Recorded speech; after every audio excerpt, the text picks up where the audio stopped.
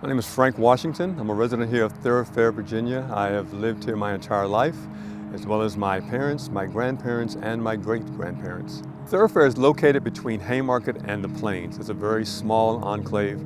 Thoroughfare, for me, is home. It's a place that was built by my ancestors, freed slaves and Native Americans around the 1860s.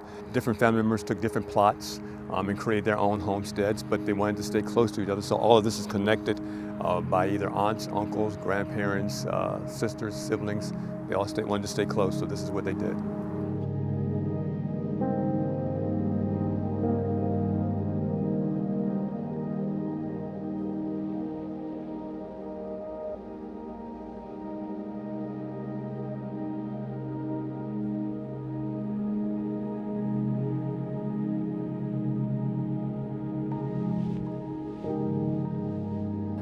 The main issue I'm having with Thoroughfare right now is the fact that they're trying to erase our history by erasing our cemeteries. Recently, I had a cemetery of 75 to 100 graves desecrated, completely bulldozed over. Even though the cemetery is documented with the county, deep records that date back to the early 1900s, there's been little protection. There's been no accountability for what has happened. Instead, it has been desecrated 4 or 5 times since then. Most recently, they built a fire pit on top of the cemetery.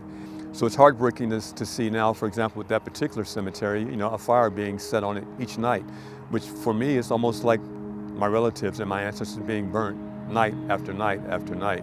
And it's been just an ongoing battle of saying, that we do exist, and that these lives that are lying below this ground, they still are important. They were here, they lived, they breathed, they struggled, and for me it's like even in death now, they're still struggling, they're still fighting for a sense of dignity. And that's what I'm fighting for, is to give them that dignity and respect that a lot of them didn't even have in life. The county has taken away our burial rights of these active cemeteries as well. So not only have they taken and desecrated a cemetery, they're now telling us that we're not allowed to even lie or rest beside our family members. So that's our goal, is our right to continue to be buried alongside our ancestors, as we have for hundreds of years, really.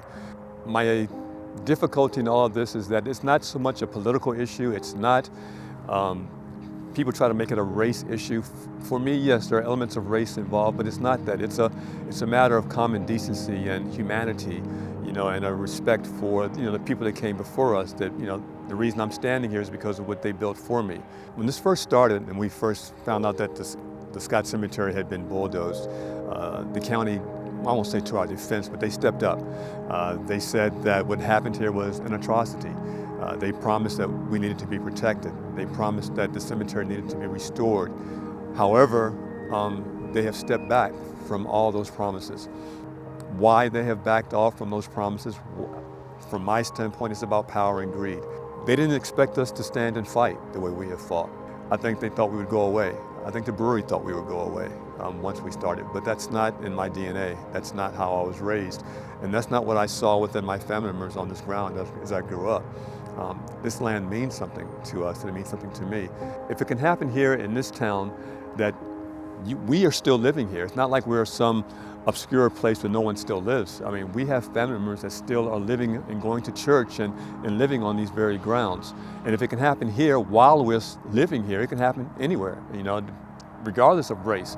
I do believe that for right now, it's kind of singling out people of color simply because the documentation wasn't afforded for our grave sites. So that has been a big hurdle. You don't have documentation for freed slaves because it just wasn't allowed at that time.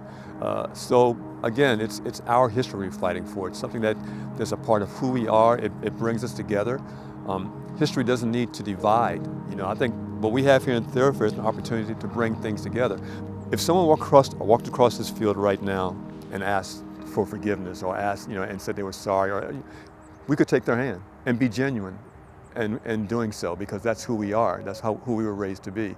And that's a lesson I'm trying to get the children at the church to understand, that sometimes it's not going to be reciprocated, but that doesn't mean that you let it take away from who you are as an individual and a person. I'm fighting for this because I believe in it, and I believe in myself.